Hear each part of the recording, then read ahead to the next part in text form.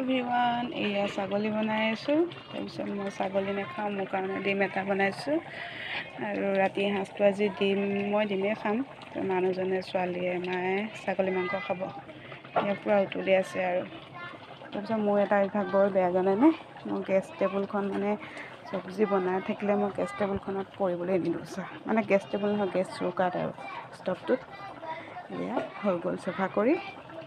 আজি কোনে কি খাব কমেণ্ট কৰিবচোন। Bye bye. এই পৰি যায়, কোন আছে এনেকৈ চাফা কৰা মোৰ নিচিনা, এনেকৈ বনাই থাকিলে মানে গেছ চাফা কৰি থকা, গেছ চৌকা চাফা কৰা কমেণ্ট কৰিবচোন। বৰ লেতেৰা হয় নহয়নে বাৰু? এয়া দেখিলেনে, খুলি খালি একেবাৰে মই চাফা কৰি দিওঁ আৰু গেছৰ এইবোৰ একেবাৰে লগালগ নকৰা নিচিনা নহয় আৰু। আকৌ ৰাতিপুৱালৈ কাম এটা বাঢ়িহে থাকে, তেতিয়া এইবোৰ চাফা কৰি থ'লে মানে টেনশ্যন নাই আৰু। মোৰ কাম হৈ গ'ল। আপোনালোকে কোনে কোনে কৰে ক'বচোন। নহ'লে মাংস উতলি আছে, নাই হোৱা। এইটো হ'লে এইটো চাফা কৰি দিম। ইফালে ছোৱালী কিতাপ পঢ়ি আছে, মই চব্জি বনাই আছোঁ। পৃথিৱীৰ কিছুমান অংশ মাটি আৰু কিছু